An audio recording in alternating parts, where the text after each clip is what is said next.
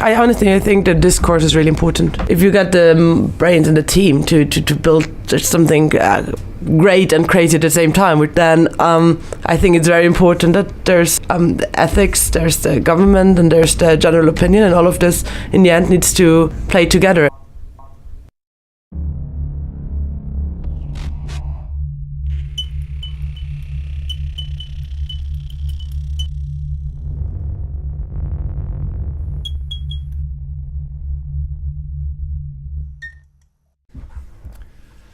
And we're live here with Maya Pindeus of Humanising Autonomy. Thank you very much for coming on, Maya. Thank you for inviting. Today's going to be quite an episode. I think we're going to try and take people into a journey of understanding your latest company, which is aiming to help computers via computer vision understand human emotions.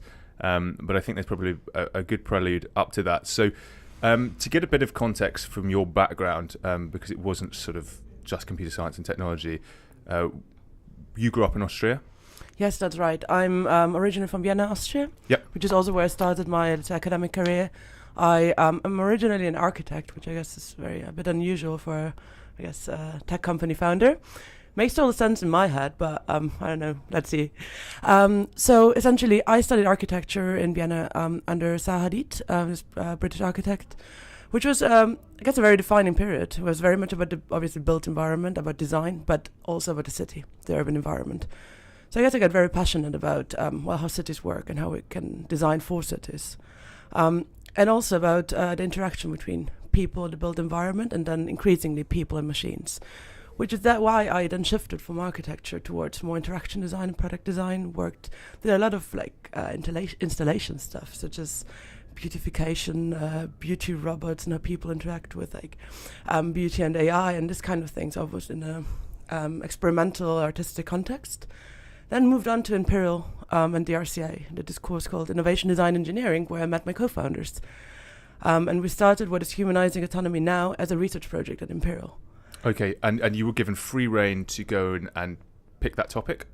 Or did it fit within the kind of lecture series that you were? Absolutely free. So we picked we still think an interesting team. So it was me as an architect, we had a software mechanical engineer and design engineer together. And I guess we started with the most naive hypothesis you can basically come up with. How can we make urban environments interact more freely and more natural? And this is how we started a company. So essentially what we did, we took a very human-centered approach. So first we just went out on the streets, interviewed loads of people, filmed, observed what are the biggest trends, the biggest obstacles to make cities feel natural and nice today. Right, and I think traffic is one of the biggest ones. You can have a really shit day, never talk with any person, but there's no day you won't encounter at least 20 cars, I'd say. Mm-hmm. So it's really an important thing. So we're looking at how people interact on the street. We're looking at how this human-to-human interactions between a pedestrian and a driver are we take it as a given, and it's really important for how cities work. But with autonomous vehicles coming in, that's not really being explored and not being developed, which is why we started a Humanising Autonomy, essentially. So your starting point was an architectural one, or a sort of a land and cityscaping one, rather than starting from the premise of automatic vehicles coming into existence? Yeah, very much so. I think two starting points, definitely the urban one, the architectural one can say, and the other one is the interactive one. So just a deep interest in how machines and people interact and just exploring it. And so I think those two things were the starting point, and then autonomous vehicles came in. And I think this is something that we value quite a lot within a company, that we didn't say, autonomous vehicles are cool, we're going to do something with it. We're like, no, cities are cool. And we need to think about how we're going to interact with AI. And I guess autonomous vehicles are really important with that. And so we need to make them better. Can I go back to a question that you just raised? When you were doing your research on finding out what was shaping urban environments, what did you start to understand? Because there was a project in Copenhagen called, I think it was the 8 House, that was designed as this amazing figure of 8 house, but it was built, there's a good TED talk on it, with the idea of facilitating social interaction, green space, as much green space as you could have, and then also the sight lines of the apartments were better and really well designed. So when it comes down to, I guess, human-led satisfaction, what did you pick up from your research? I think the first thing that we picked up was flow, how flow in a city works. And flow can be how people, in one level, it can be how people spend their, just their day, their commute from waking up to going back home. That's one type of flow. But then there's the flow within the city. It's just like people are relaxed, people are stressed, people are in cars, people are rushing to the tube, and all of it somehow works together. And I think there's a very nice GIF by this video artist that we used to refer to in presentations. It's basically a video collage of just different crazy traffic flows, like cars moving, motorcycles, cyclists, and from above. But yeah, it's kind of a big crossing. It's like kind of bird's eye-ish. So right. You see just like, and no one hits each other. So somehow it works, but obviously it's just a video collage. But it's a nice thing of thinking like, well, somehow the city. Somehow it turns out working, and a lot of it is rule-based, definitely, but a lot of it is just, human intuition.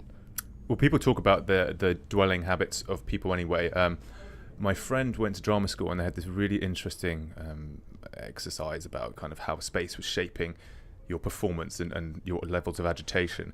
And they talked about airports being very angular, because the goal of an airport is it's rigid structures to drive you through the system, so you check in and you move through that flow.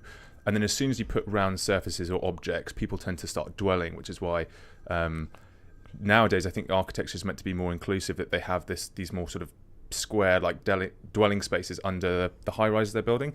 Because otherwise, if you've got parallel lines, people just flow up and down the street and they will not take in their surroundings, and so you have a different relationship with it. Did you find, because I guess you did your architecture in Austria, so was the way it was taught and the focuses there different to the UK? Not very much to the UK. I would say Europe as a whole. It's just quite. It's vernacular in a way structure. So it emerged over centuries. So I think the reason why traffic and then how people behave in the city is not necessarily so rule based, and it seems like it emerged. I think the nicest and biggest difference is probably the US, where. Because cities are much younger, and your cities they're like 80 years or even younger, and you see how they build this strict separation of like where are pedestrians allowed to go, where are cars allowed to go, and you have Houston, Texas, a really great example, right? All these crazy highways and everything seems extremely separated, which maybe made sense at the time because it was also following a trend, but it doesn't seem like a natural way of interacting with the city, at least to me. So I think the way it was taught in Austria, and I think this applies to UK as well, is that it always needs to emerge from something that has been here already, and it needs to somehow improve it. It might be something completely new and disruptive, but there needs to be a link to, if we're still talking architectural terms, to a classic building next to it, because somehow they need to coexist. And I think that's a nice approach as well, because it's not to forget about what has been there before, but just improve it and make it nicer. And in terms of function, is it a huge problem that most cities were built before the inception of the motor vehicle? I don't think so. It probably makes it challenging, but I think for me the aim is to make automated vehicles and then pedestrians who kind of coexist without having to change the city completely and without having to rebuild a completely new city. So I think, if you were able to rebuild a city or build a city from scratch, would it be radically different? I'm not asking you to design it right now, but would it be radically different from the way things are structured now?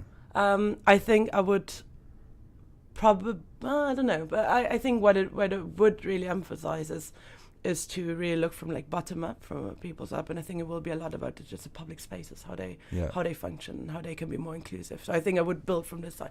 It wouldn't maybe necessarily build about the buildings really, but just I think how the circulation like really works, the navigation within a city. I was going to say London's interesting in its own right, because a lot of it is very old buildings, but right alongside stuff that was built in the 50s, 60s as a sort of reaction to the war, and that's why it's become such a patchwork quilt of different architectural designs and structures, and I think it's becoming a bit strange in London in that there's a lot of money to be made out of the property development industry, and even, let's say, take Putney for example, where I grew up. There's two rival developers next to each other that aren't seemingly building to a cohesive architectural plan.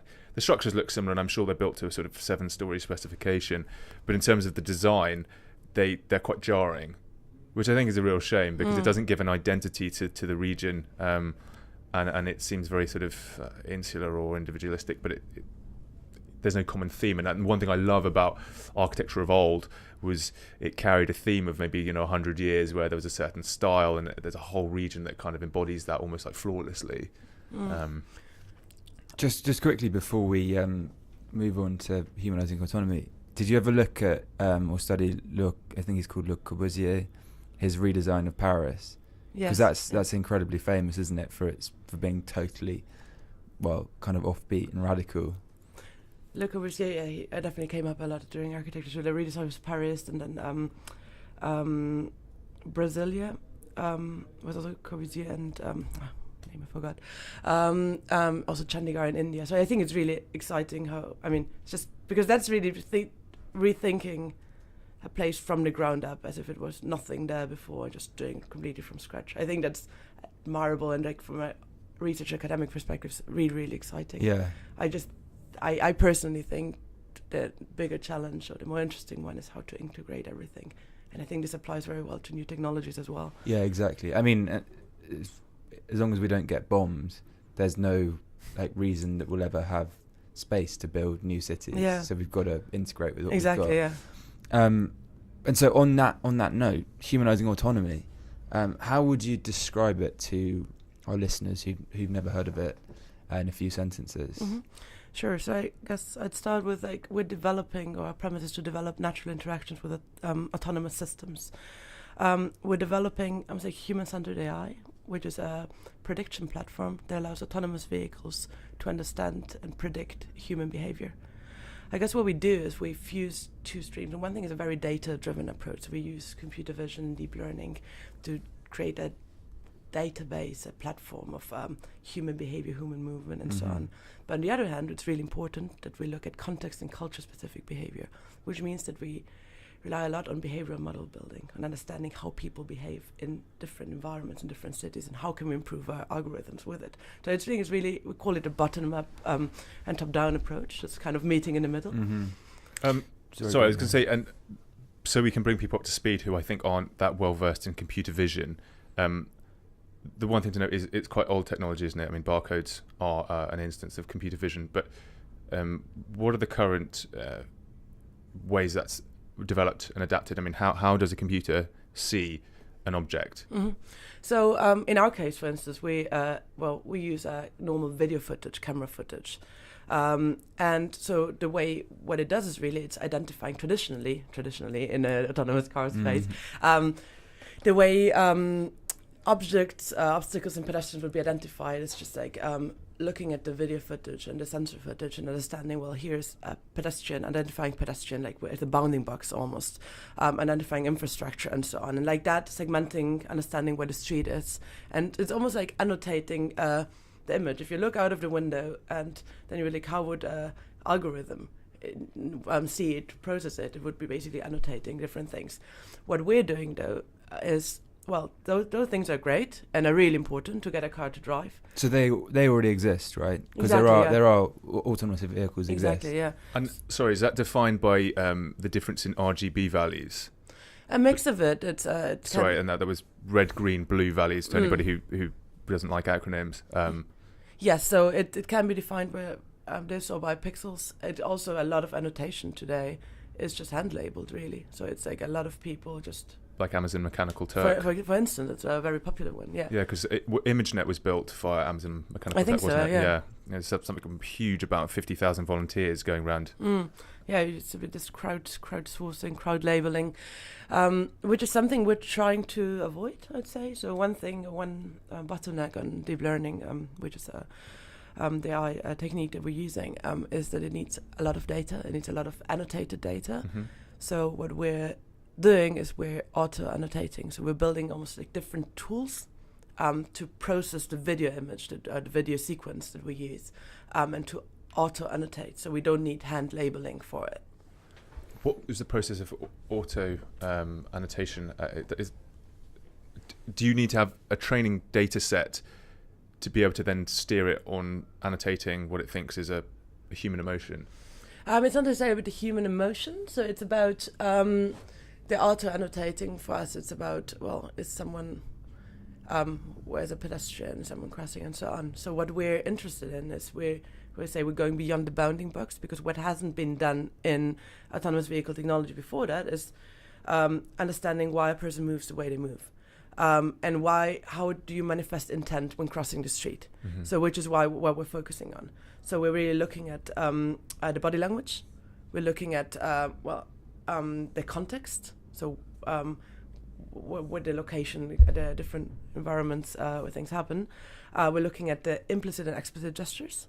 To give an example, during our research project at Imperial, so what we came up with, which is really the start of the company, we built this prototype called Blink that allowed you to communicate with an autonomous car with via explicit gestures. So basically, you would raise your arm and do different types of gesture and get a response from the prototype/vehicle, and that was kind of an interesting start for us, of saying, well, if the vehicle would be able to understand what you do, your actions, it needs to be able to communicate as well. So we started this whole two-way communication loop with, I called it explicit gestures. But while developing a product, so this was the start, right?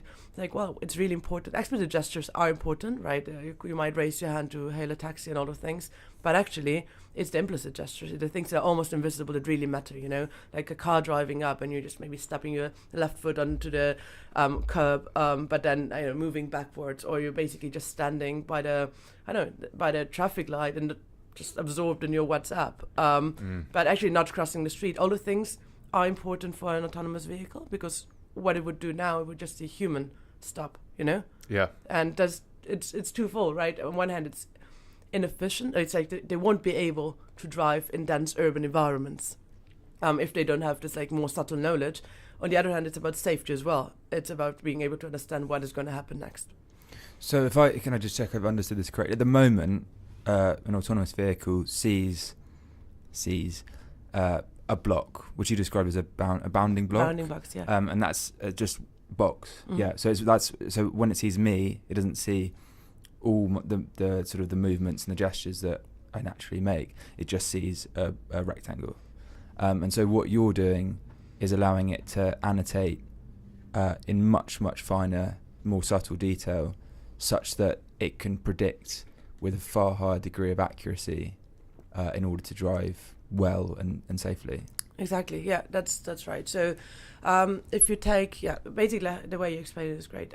It's currently seeing how here's person, right? Bounding box.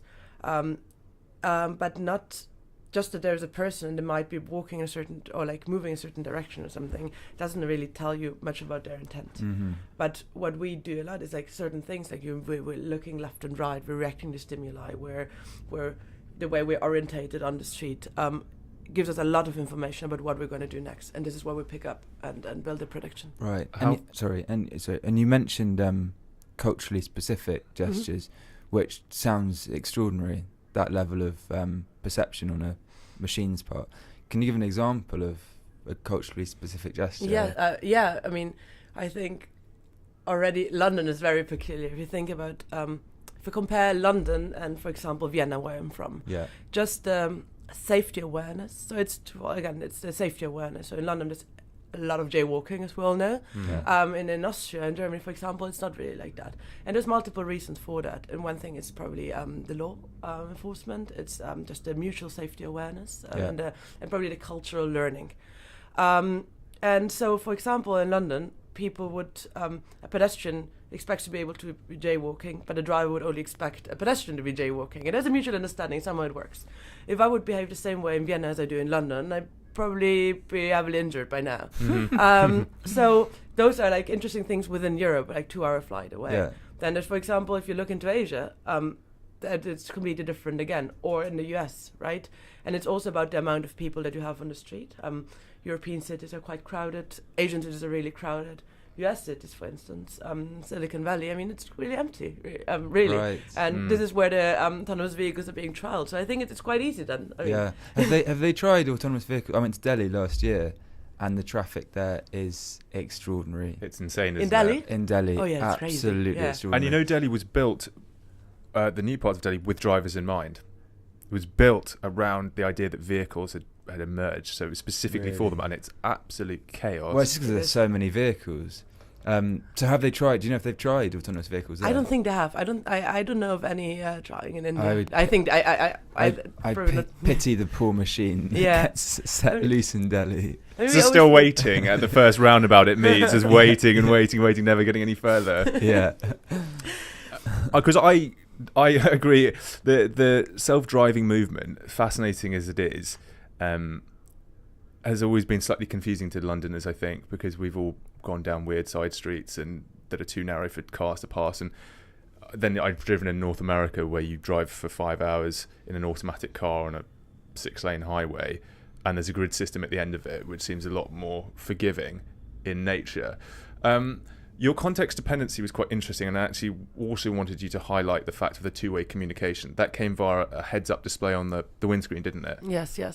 So I think this is not what we're doing as a product, really. So we built this prototype which implemented the data set and the prediction with a heads-up display. So essentially, by once being understood by the vehicle can communicate that it's understanding you. So I think that's extremely important, because what we're working on as a product is the one side of the equation. We're working on the vehicle being able to really understand and predict what we're doing. But then there's the second side to it. How does it communicate that it understands?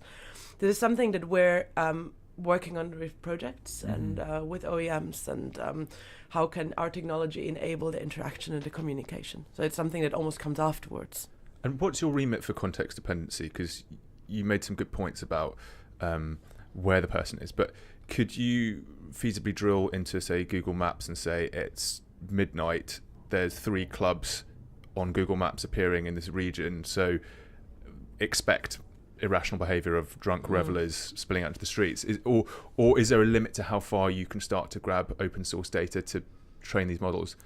Not necessarily. I think that's a really nice point that you made. I think it's really important to, it's important first to understand how detailed the context understanding has to be, because the examples I gave are like different countries, right? Different cities and countries, but then you have the context within cities and so on. This is something that we're exploring with behavioral scientists in our team, of really understanding what determines how people behave, and people's crossing intent, right? And things like a nightclub or makes a big impact, right? The problem is it's people are very hard on autonomous vehicles. I mean, normal drivers hit people all the time, but I think there'll be absolute outcry if an autonomous vehicle runs over a drunk person who may have been in the wrong. It's not forgivable, so you almost need to take it to the nth degree of fidelity to make sure it doesn't happen.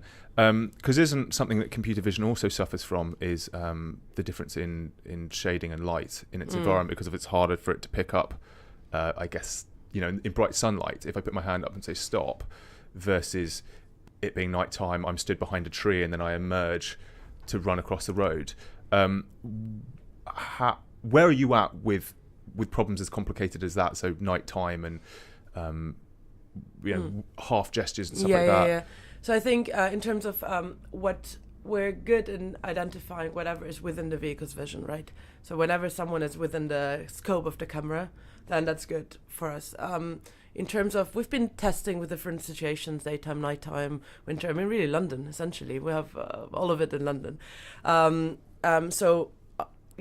think we don't have troubles identifying nighttime and bad weather situations. So that's been quite good currently. Is that the biggest, one of the big obstacles is collecting the data? It is. It is also, but in a way, it's about collecting data, but it's about smart processing of data, which is what our approach is all about. We're basically what we're doing. We're saying, well, by knowing, having these behavioral models, how people behave, we know we can identify on an almost limited amount of data the information that we need, and we can transfer it from one environment to the other. Let's say we're really focusing on London at the moment. building a data set, building our prediction models for London. But then we will be able to transfer it, let's say, to Munich, without having to retrain from scratch from Munich. So I think it's about almost a smart processing of data. Right. Because you published a Medium article that I think addressed this quite well, which is there's the harvesting of endless amounts of training data, but there's also in a studio, for instance, you can take a three-dimensional views of my hand gesture from all directions, and then you can start to build out a model of me and the space that I take up, and then start to take footage that you're seeing, and then build a model around that. So you could anticipate what I'd look like, turn 45 degrees, 90 degrees. But wasn't there a criticism of that sometimes it can be a bit too bounded to me, the individual? So if somebody 6'6" starts to do that, it's not as good at picking it up because the model's changed or grown or... That is true. I mean, you have to be careful you're not biasing your system, right? Because that's kind of what would happen in that case. But I think what our so the Medium article of it, that deep learning being a design challenge, it's almost like trying to be controversial in a way, and making people understand that design is actually a part of AI, a really important one, because it's about data, and it's not necessarily about having loads of data. It's about being smart with your data, and choosing what you need from it, and then preparing it properly. And I think this is something that we engage with quite heavily. And one reason for that being is the whole behavioral aspect, that we don't think just feeding a deep learning system loads of footage is going to do the job, because it needs to have more information on it. And is this where your background in architecture and design marries quite nicely onto what you're doing? I think so. I think definitely my background, and also Leslie, one of my co-founders, who also has a design engineering background. That's, I would say, where like our contribution to it would be. Like, it's definitely about the whole system and urban thinking, but then also about understanding that design is important for AI and marrying it with our approach. Did you have a vision for cars and how they may be redesigned around once they achieve self-driving? Because essentially they just need a camera, then they don't need a big windshield and windows. So have you ever kind of dreamed up what they might start looking like? I have. I've been working with the University of the Arts in Zurich. I've been doing some teaching there last winter, and it was all about redesigning the car. So I didn't redesign myself, but it was really nice working with students on that, and like different like crazy approaches. What was the best one? I don't know. There was what I really liked were like pods, like different pods that would be like you could dock to a like large scale, massive, almost like not train, but like a centipede. A bit like it's like a centipede, but like going in different axes, and then would be like and then could go on their own whenever they needed and not. So it was a really nice mix of usability and avoiding the whole cars would be just like driving around and all this like parked unused space. There was another one again on the centipede. It would be like stretching out. So it was just like this flexible material. You could basically shrink and expand according to peak and commuting times. And I know it was really funny. And I think really good, because what I really appreciate is when design or like innovative things are being made and are looked at from a completely outside angle, because those were all industrial design students and material students, hence the movement materials and so on. But I think like, with this approach, a lot of times really innovative things happen. I had an interesting thought about how the cars could change, because I know dangerous, right? Because cars, if in an autonomous driving landscape, probably won't fear bumping into other cars as much. I think they'll be incredibly good at avoiding each other. So you can probably design them so that they're safer for impact with people and not have to worry so much about impact with other vehicles. So the crumple zones become... Yeah. And then you could just change them around that hypothesis, because in a perfect system, they really shouldn't hit each other. That's actually not something I'm overly concerned about. It's more with people, essentially. Yeah. I mean, the exterior airbag. Kind of. Yeah, a hug. It just, hug. It just bordered with hugs. Don't touch me. Get off me. I'm a little bit confused as well why it's a great challenge to take on as well with the self-driving cars, but often this overlooks bigger vehicles. Like I would have thought self-driving buses would have been maybe easier. Probably, yeah. or lorries, But there's a or lot trains, tube trains. we seem to still get DLR? tube strikes. DLR yeah. is autonomous. Right. Yeah. But it's just, you know, those vehicles that tend to have a bit more of a defined pattern, like a bus is quite consistent in the route that it'll take, where it's stopping and how it's picking people up. And I always wondered why that wasn't attacked first before we kind of try and get everybody's cars. Yeah. So I think there's different conceptions about mobility. So I think in general it's going to be a shared system. There are autonomous bus companies. I believe Navia is one of them. It's like a French company, and where they've been doing quite well. They've been partnering up with industry partners. For example, in Switzerland, they've been trialing this autonomous public bus along the Alps. So it's obviously a not very crowded area, but it's nice to have those routes, and they were quite perilous in the Alps. They're quite dangerous. Yeah, I mean, so in Sion in the Alps, I think in Austria they also partnered up with was it the Post or something to do a very concise trial, but I think it would be very interesting to work with either the public sector, to work with public transport, because honestly that's what I use most. I don't really use cars. I don't drive. So I love public transport. And where are you at with the business now? So we're developing and improving our prediction models. So we have our prediction models, and we're now in the process of iteration, so iterating them, testing, and so on. And we're partnering up with car companies. So we had a first trial with Daimler, started in fall. So that was quite interesting. We also understood that it's really important to collaborate and partner very early on, because what your idea of what the real business case might be can really evolve while working with a large partner. And I think that's one of the dangers for startups, is you get so obsessed with this idea, this is going to change the world, and then you're bringing it out to industry, like, well, yeah, it's cool, but so I think working early on together, I think it's a really good one. Sometimes they just need to hit sales quotas of new vehicles, and actually they're more worried about making the consumer envious of their new C-Class Mercedes than they are about its self-driving capabilities. What I was interested is what was it like working with Alexander Mikowski, and how did you find him? He was the futurist at Daimler, am I correct? He's really cool. So how do we find him? There's a amazing festival I can highly recommend, Ars Electronica, which is in Linz, Austria, which is, I think, one of the biggest AI festivals, but always from an interdisciplinary and artistic perspective. So don't go there and expect a lot of startup stuff. No, it's just crazy tech stuff, but in a cool way. So, and they have the initiative called STARTS, which is for interdisciplinarity. It's funded by the European Commission, so it's a kind of a large competition. We participated there before being a company, and then we won. And Alexander Mankowski was one of the jurors. So we just started talking. Another juror, Sophie Lamperter from Swissnex, invited us to San Francisco, where we spent 2 months. And so basically we just started building a relationship with Alexander, and he really liked what we do. And so he was our entry point to Daimler. I think he's a great example of almost like a philosophical way of looking at things, but still making it an industry. I think that's great. Is there a danger that Daimler will want exclusivity on the technology? No, at this stage, absolutely not.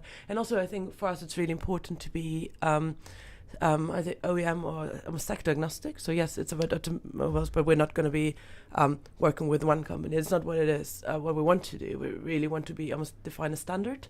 Because you can't be fighting with other private organisations on this, because if they have a different interpretation of human behaviour and that conflicts with your model, then I guess you have cars that are now acting independently of a set standard. I think that's a really big challenge at the moment. So, I mean, the industry is changing so quickly, but there's no standards at all. So where we see a big opportunity with our technology is to help define a standard. And this made us realize that it's about working with industry, absolutely, because in the end it has to be in a car, the technology, but it's equally about working with councils, cities, public bodies. So which is why we actually took the step and also hired a public policy specialist in our team, because I think it's really important early on to build those relationships and just to be kind of in between both. I mean, we can't get everybody to drive on the same side of the road, no. let alone kind of standardizing other policies. Maybe that's where I think North America is quite good. because you could take San Francisco or Google and campus and that area where they seem to love driving self-driving cars around, and you have a sort of self-fertilizing ecosystem, whereas mainland Europe is probably quite challenging. Yeah. But also, do you feel that due to the complexities of the challenge here that you have a better chance of winning in other markets because London is quite complicated and we have lots of jaywalkers, that you have an authority to sort of say, we encounter this problem more than you do? Maybe, yeah. I think being in a challenging environment makes it just more fun. It's a good starting point for us because it's something that has been overlooked by industry. Looking at industry and other autonomous vehicle initiatives, they're usually coming from the US or coming from China, right? And mostly in the US, I think it's being very much North America focused. But for us being a European company and being really focusing only on urban environments and only first European and then challenging environments, I think it gives us a great first move advantage. What's the timeline for autonomous vehicles? So many. Everyone says something else, right? So I think the most likely, so some say by 2021, 22, some say by 25, and so on. So I think there are autonomous vehicles out there, they're being trialed.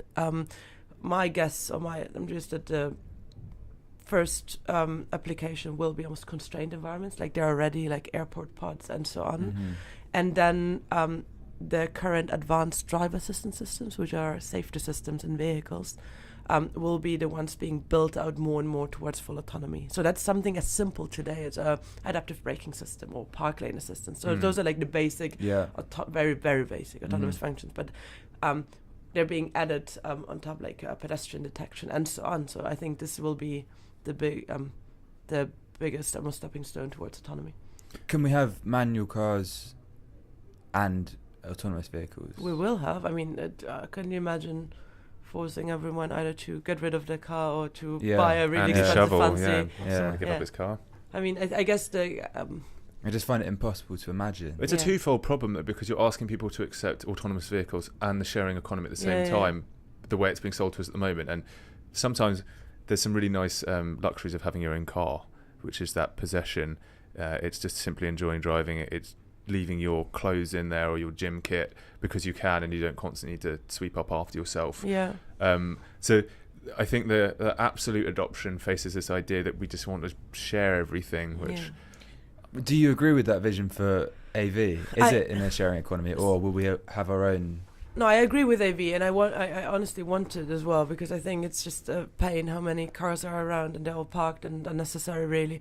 But I think in general this whole sharing economy is interesting because it kind of assumes that everyone wants to share everything and everything's going to be a service and no one wants to own anything. And I'm not sure, to be honest. I'm intrigued. But when I look at my own behavior, I do want to own stuff as well. And I think it's a very human thing to want to have stuff, really.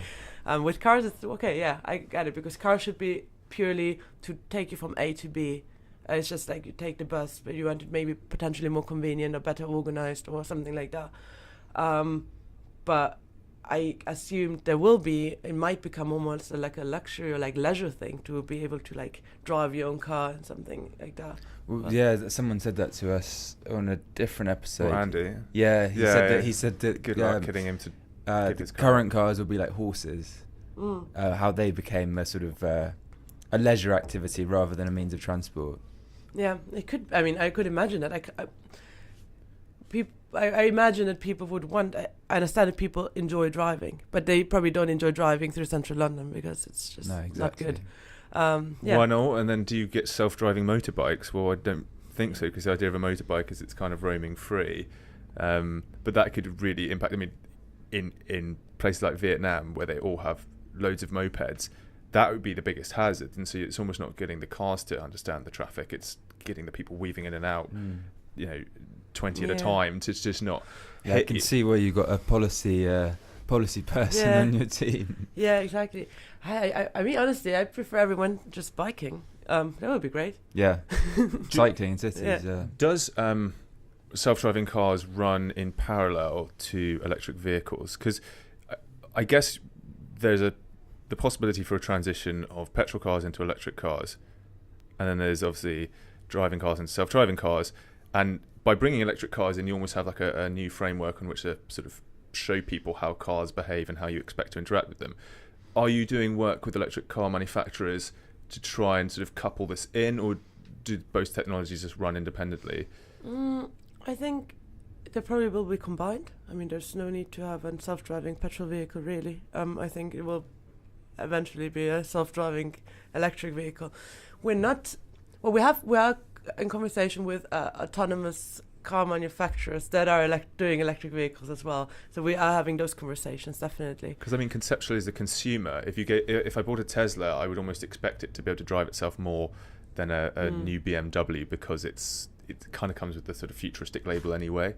Because you do have to break down people's perceptions of, as you say, what a vehicle is, which to you is a means of transport, not something to have road rage in or whatever else people currently use it for. And do you get inbound interest from electric car vehicle manufacturers? Like, would you try and work with Tesla? Is that? I would. That would definitely be in the pipeline. Absolutely. So I mean, we're open or looking for collaborations with traditional car manufacturers, car parts manufacturers, and all the new ones as well. I think they're really exciting.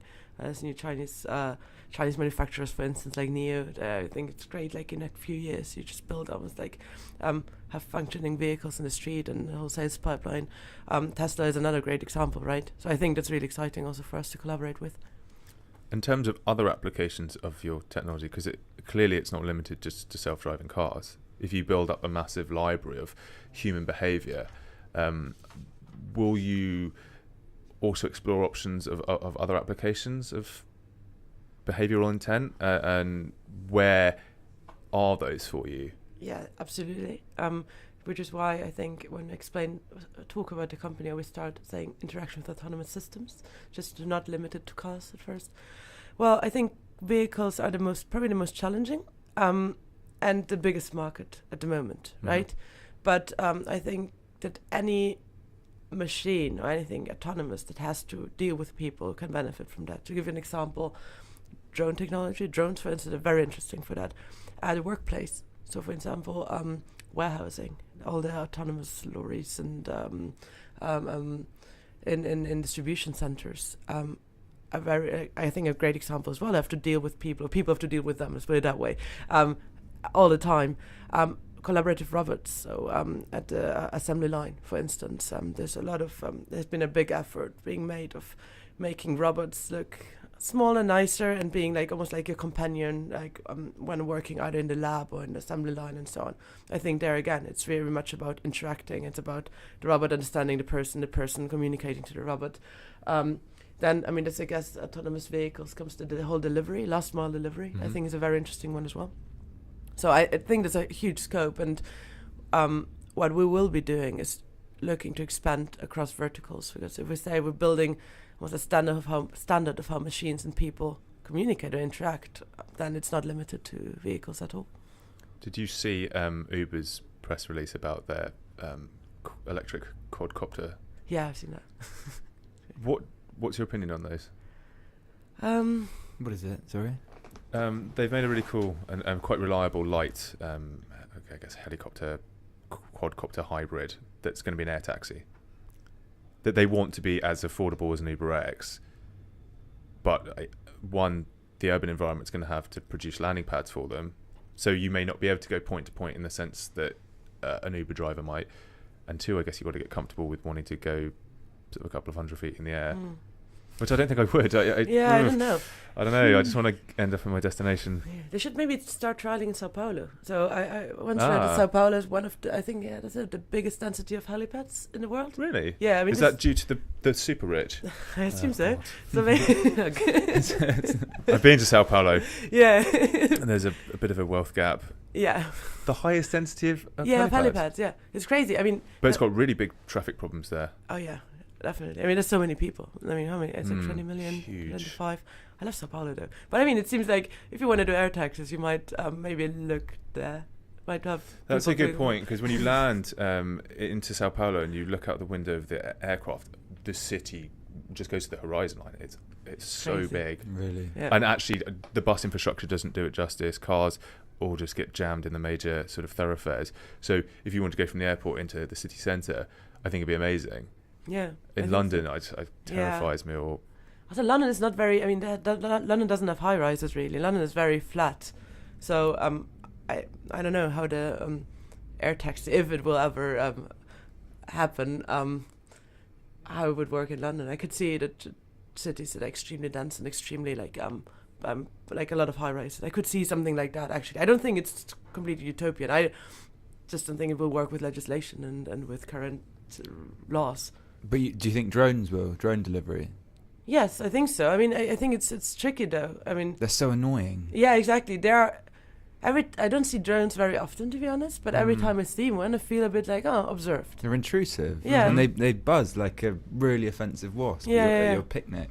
I think the acceptance rate is not very great.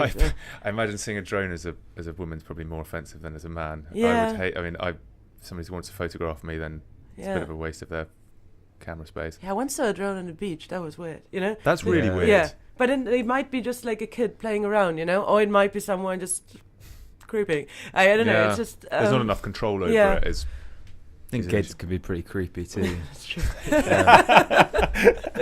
See, I tutor for a family, and when we were staying on a yacht in the Caribbean, and there were loads of other yachts that belonged to, extremely prominent, wealthy people, and he was flying his drone. He was hidden in the bushes, flying it onto the decks of these boats and these are the most private people. And this awful kid was...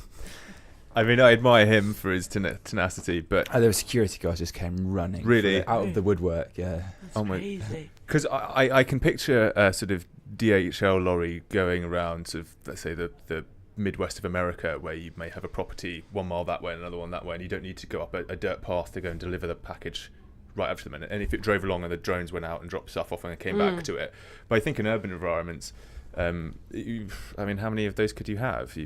Before the sky is thick, or then you have to create lanes of drones as going back and forwards. And I think there's a bit of a sort of technology vanity to things. A case in point being Google Glasses, where conceptually they're great for the user or the person who has a vested interest in seeing them used. And in this case, it'd be the delivery companies. But in actuality, as you say, people can feel a little bit private or monitored. I don't know. Yeah, it's just this kind of a hype curve, right? I mean, new tech comes and then everyone loves it, and then people start thinking. I feel like there's a very good pattern there. Just first comes the fascination, then comes to oh well, wait, now we're gonna have actually AIs in our homes, autonomous anything is being planned, but how are we gonna deal with it? It seems like the level of technology we're reaching nowadays, it makes that issue so much worse. I mean, with gene editing, I was saying we had someone, James Field, on, and it's like, yes, you can develop this technology to edit human genes at the most basic level, but really you ought to think about the implications of that before you get to that technology. And it's the same with AI, I think, and that's why a lot of people are worried about it. You can't put it back For general application, super intelligence AI, rather than really sort of narrowed, as in your case. Yeah, but the good thing about the thing about AI is it's a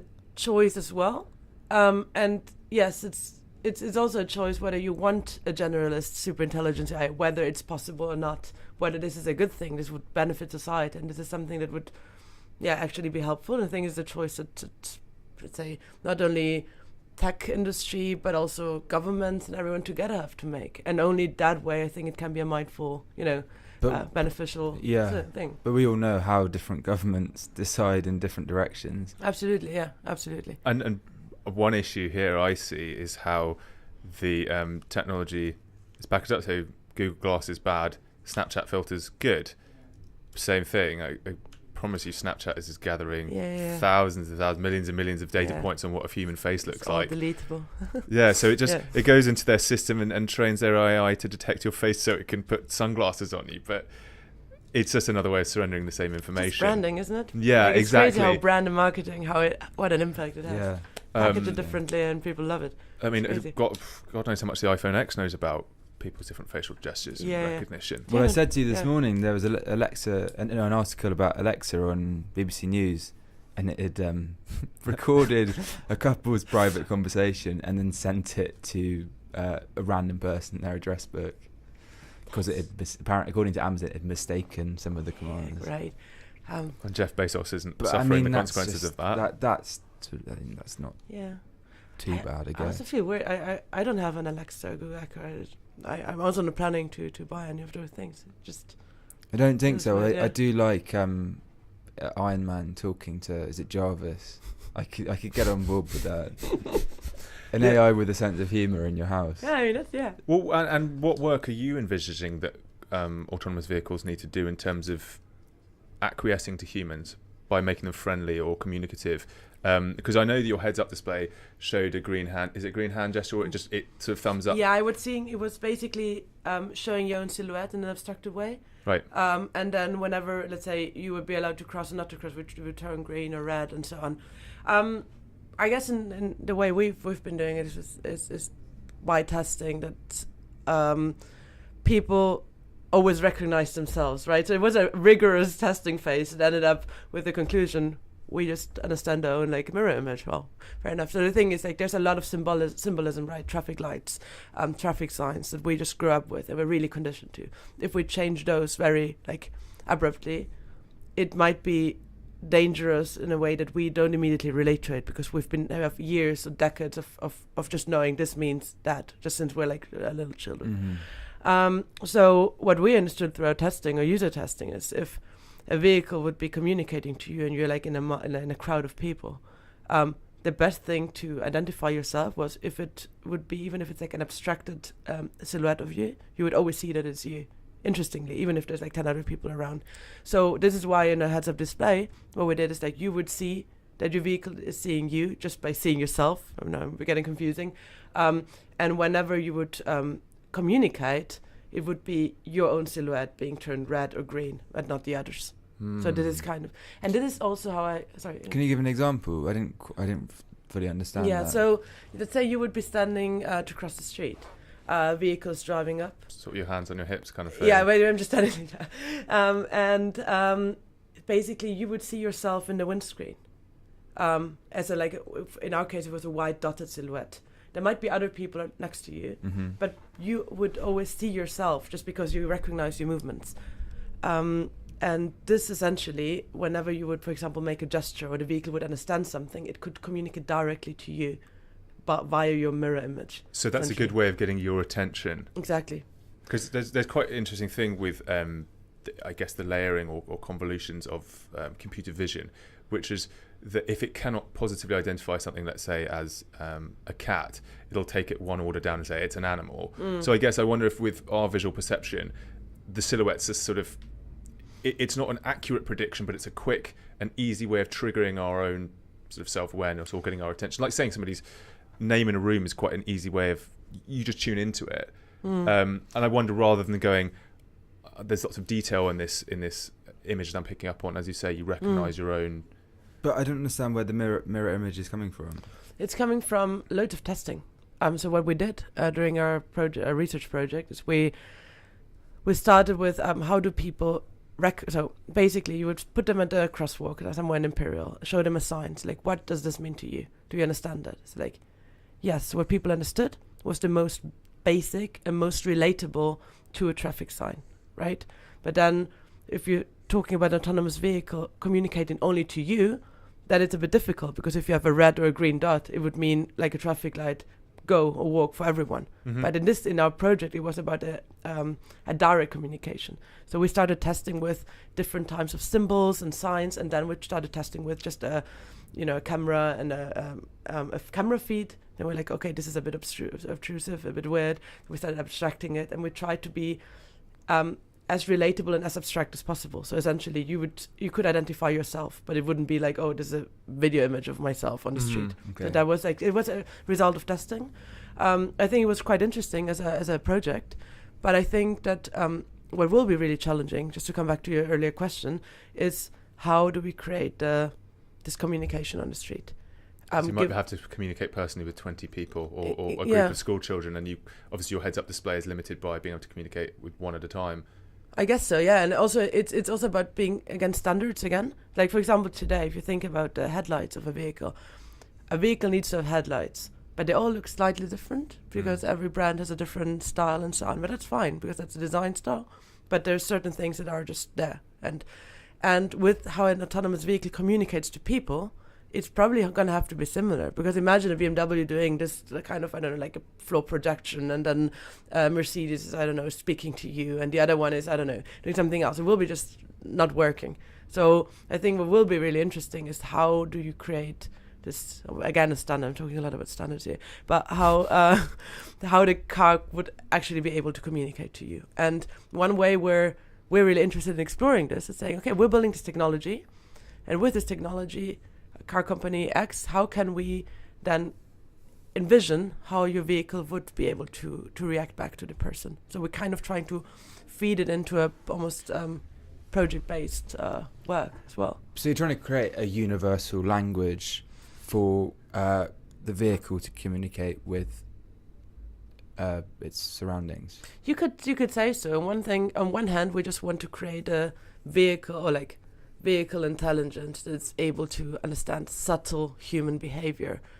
But then with that, I guess you can call it a language, yeah. But this is the second half, the second half is the communication, yeah. I think it will have to be some sort of language, but how long it will take and who will end up doing it and all the things is really open. I think it's very fascinating and really important to think about it and to engage in projects relating to it, because in the end, this is what we will encounter on a daily basis. What another interesting thought experiment with regards to cars and understanding their environment and communicating is, if you put it into a police vehicle, and a police vehicle turns up to a scene and it needs to quickly establish what's going on. You know, there could be, especially in America, things can obviously precipitate quite quickly and quite dangerous. But where the standards will lie as to what the car, to prevent danger, is then allowed to gather information on, because it could look at the person and try and work out if they're needlessly anxious, and then it's like, well, is it a right of a car to understand my emotions? Shouldn't it just understand whether I'm going to cross the road or not? And there are specific cases where clearly it'd be beneficial if you're a police officer pulling up to a scene of a crime, if your car's already, it's like 20 meters out, scanned it and gone, that guy's heart rate's going through the roof, this is very dangerous, and I suggest parking up here and stopping. But so where did the standards lie with regards to sort of enough is enough in terms of what constitutes our safety? Yeah, good question, really. I think from a data processing and collection perspective, we're only interested in things that you can observe, essentially. So it's never about a person's identity, it's never about a person's heart rate, emotions, or anything. It's about a person's movement in a certain environment. So with that, it's never crossing any boundaries. I think that's quite important to us as well, because with the whole GDPR thing and so on, I think it's really important as well, though. Today's the day of Today's GDPR. The day, yeah. All the newsletters going into my trash. Yeah. We're compliant. So I think so for us it's really important to that we never look at identities, that we never look at things that would cross any boundaries. We're just looking at how a person moves and behaves through observed data, essentially. What I find funny about this, politically speaking, is I think all these technologies are reasonably, again, not to go back to the sharing economy, but they're kind of like egalitarian, as to sort of to give a de facto standard of people being able to get transport, and presumably cheaply, because you don't have people driving cars. But yet the decision makers, or the people making the decisions about this, are the people building the technologies. Because the one thing is, as a casual observer, let's say I was out in the countryside and I'm not involved in the tech industry, I'm just a recipient of all the decisions that are being made about technology, and it's scary because it's progressing so quickly that if I wasn't keeping up to speed with this, and suddenly was like, oh my god, you've got computer vision that can understand my emotions, I would feel really left behind. And yet it's meant to be a sort of an equality-driven principle. Yeah, it's certain people who are mandating the decisions. It's really hard, impossible for that not to be the case. Absolutely impossible. And this is the fabled thing of progress needs front runners. It can't be something that's sort of a communist approach, because otherwise we'll all just sit with the Yeah. same standard. But do you know what I mean? Yeah, I mean, we get to vote We get to vote, yeah. as far as it goes, though. We're not being manipulated by social media, I guess. Hopefully. Gaslighting. Yeah. Hopefully. Well, Cambridge Analytica is closed now. Yeah, true. Did They it? shut Yeah, down. bankrupt, yeah. Fair enough, I guess. But yeah, I think I think the discourse is really important. The discourse between industry and also industry being held accountable is Mhm. very important, Yeah. because that's something that comes with power and with being able to, if you got the brains and the team to build something great and crazy at the same time, which those things lie very well together, then I think it's very important that there's ethics, there's the government, and there's the general opinion, and all of this in the end needs to play together. And one might argue that this slows things down, but sometimes it's good to slow things down because it needs to be integrated into society. So, Yeah. Mhm. Yeah. so I'm not against this. I'm Mhm. quite pro, yeah. On a different tack, I Mhm. have one sort of last question of this sort before we move to wrap things up. What is the distinction between machine learning and deep learning? Because today those terms and AI have become buzzwords that get bandied around, but a lot of people probably aren't clear on exactly what they mean. So deep learning is a subset, it's usually of machine learning. Machine learning is basically getting a system to learn from a set of rules and then be able to learn automatically. What deep learning does, it's almost like a layer of deep neural network. It's kind of a almost abstracted version of our brain. It's all based on neurons, essentially. So what it does is that, say, if you train an image with a deep learning algorithm, it's looking at different layers of understanding, essentially. So if you look at always the good example is the cat image, right? Understanding whether a cat is visible in the image. It's just looking at different, instances through it. It's looking at the, maybe at the forms, it's looking at the colors, looking and so on. But the interesting thing about it, it's almost like a black box at the moment. So what it is, it's like you don't really know what the deep learning system is looking at. You just know the amount of layers that it takes to understand understand an image, essentially, which is interesting and weird as well, because it's very important that there's some sort of transparency in AI as well, which is, I guess, what we're also looking at by saying, well, if it's about how you process your data, you maybe generate some more transparency in this realm as well, or like about more understanding about how we feed our data into a system and what we do with it. Mm-hmm. And you score the outcome of the convolutional neural nets hypothesis. So it'll say, I think this is a cat, I think this is a cat, I think this cat, that's not a cat. And then it'll work back down the layers of sensitivities. Exactly, it's like the weights that you adapt, essentially. I think that's what I meant when I was talking about the picking up on your silhouette. Was that for a convolutional neural net, I guess it would get to the decision that was you based on your silhouette quicker than it will by going all the way down all the orders down to like your facial structure, your nose, your eyes, and whatever. It'll just get to that decision, and it'll be very confident at that point that that's you. Is it like a decision tree? Yeah, so you know how neurons work, it's either on or off, Yeah. and then they work on the sensitivities as to whether it triggers the next layer of the filter to go, it's an animal, it's a cat curled up in a ball. It was amazing. They had an example yesterday that I saw of they dressed a cat as a monkey and gave it a banana to eat. And so it was like a little Teddy costume dressed as a monkey eating a banana, and it still worked out that it was a cat. A cat pretending to be a monkey. Yeah, well, the cat wasn't complicit in the in the joke. Cats are always complicit. Cats are always complicit. But yeah, it somehow managed to work out that it was in fact seeing a cat, and I guess it was because they measured sensitivities. It's like the adapted weight probably, and if you feed it enough images of cats, then it will understand features of the cat within the image. Right, so the scoring for the cat's face may have been sort of an absolute 1, triggering the response that it was a cat, maybe the result that it was a monkey was indeterminate or whatever, and the banana it was like 80% cat, 20% monkey in the score. It's interesting. Amazing. But then you realise how complicated this is, because from my experience of watching lectures on computer vision, is it can go into a room and it can identify every object very quickly and be like, there's your earphones, there's your bottle of water. But then the interplay between all of them, and then any emotion around that building that in is like orders and orders of complexity. Yeah, no, you see how difficult our challenges. So we need to do this not with a cat or a monkey, but with people's movement. So yeah, it's quite challenging, but it's great. Challenge. So to wrap up, do you have books that you'd recommend, either about AI or about entrepreneurship or anything really? Just learnings of your own. Learnings of my own. So what I try to do when when I'm not at work is not necessarily read books related to work, really. So I don't really read a lot of startup books or anything. I don't really believe in them. I think it's a lot about like the experience that you have and what you learn. You learn so much on a daily basis, anyways, and from your peers. I was thinking of a book that I'd quite like to recommend. It's called The Discovery of Slowness.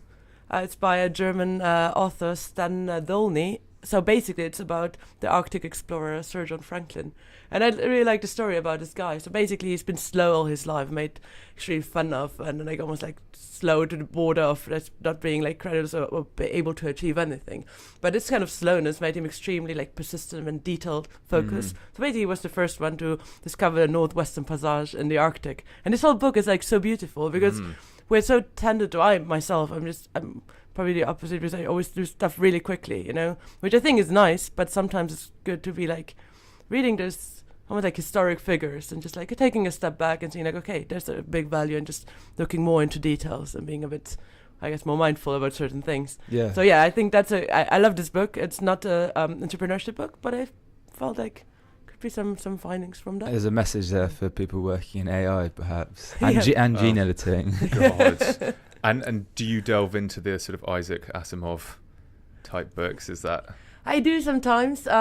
Recently, not so much. Recently, I was more interested in behavioral books. I'm reading. Actually, what I'm reading at the moment is related to work. It's not AI though. It's called People Watching. It's by Desmond Morris. I have the book. I haven't read it. It's really big. It's really big, yeah. But the pages are quite thick as well. I figured out it's like 500 pages, but it looks like 1,000. Yeah. So that would be put up by it. That one's really good because I'm really interested in how people move and how people behave, essentially. So I've been very interested in the anthropological approach of things, so which is the one we're taking with our company, essentially. So how do you almost create analysis of people's movement? How do you understand context? And the people watching one is really almost classifying different types of gestures and movement and so on. So that's a nice one. And if we're on the book side, also love Claude Lévi-Strauss, which is a French anthropologist of the 40s, 50s, I think. He basically, what he did is he spent a lot of time in the Amazon and was like doing ethnographic research and describing very hidden Amazonian villages. And I think this guy is extremely defining because he's very much working under, there's an overarching theme of how people behave all over across the world, but then really dive into cultural specificities, which he's called structuralism. So yeah, that's another one. So I guess my readings at the moment are less about AI, but more about the stuff around it. It could, I think, help AI. Yeah, because potentially if you miss out on a good piece of research or a book and build your tool, and then somebody goes, "Oh, have you read this?" And you go, "Oh God, I forgot about that before I started unleashing this on the world." You discussed something really interesting with me before we came into the studio, which was a slight segue, but on the topic of kind of being an entrepreneur and the challenge you face of finding technical co-founders. Can you share that with anybody? Because you were struggling to find obviously the technical talent because it's quite a complex problem to solve. And please mention what you said you found successful. Sure. So we've been expanding our team over the last few months. We're 3 co-founders and we're looking for more deep learning engineers and so on. So I guess we're using multiple strategies. One thing is word of mouth. The other thing is just posting on like AngelList and all those platforms. But then what proved very helpful is to look at the vast amount of London meetups in AI, deep learning, entrepreneurship and so on. And just like post a line there saying, hey, we're so-and-so, we're looking for someone in deep learning, for instance, give us a shout. And it attracted really interesting people. So I'm quite happy about this just quick decision of like, okay, maybe we just go for that. It was great. It's more like, I guess, the dating analogy of a recruitment drive and somebody finding through a recruitment platform is looking for a job. Doesn't mean they don't care about what you're doing, but they want a paycheck and they have their idea of what that's going to look like. Whereas a meetup group, you're kind of going to meet up with like-minded people, and then you find a really amazing opportunity that you want to go and invest in being part of, which is a slightly different way of thinking about it than just going, I'm looking for a job, where it's a bit more mercenary. Yeah, I think so too, yeah. And sometimes, I think what's difficult as a startup that you probably don't especially early days, you don't go and use all the like different recruiters or recruitment sites. Also, I'm never sure what to think of them either. But I mean, obviously they bring people. So you just self-initiate. So you look at your university peers, like for us Imperial College. You look at the free pages and just try to kind of create your network around it. So I think it's nice if you're able to reach just a large amount of people, and just because it's really important to have interesting people in the team. It's just create the diversity as well and different interests. So I think that's been quite good in the last few weeks, actually, finding people. And Ollie, would you take it into the... Yeah, well, thank you. You've been really generous with your time. One thing we like to do to end up is to ask whether, if you wanted to ask our listeners for something that could help you in your endeavour, what would it be? Well, I guess there's two things I often ask for. I think we're always looking for like interesting people who are looking to just understand people's behavior, looking and just work on the forefront of AI, but also looking at how to make autonomous vehicles better with people. So I think talent in a way to support us, and we're building partnerships. We're building partnerships with industry. We're building partnerships with the public sector and with just supporters in general. So I think those are the two things we're like happy to hear from anyone who's interested, really. And how can people reach you? Well, the best thing is really via either LinkedIn, via a website, or We'll post links to it. Well, Sounds great. good. Thank you so much. It's been really, really interesting. Really, Thank you thank guys. you so much for coming It was on. cool.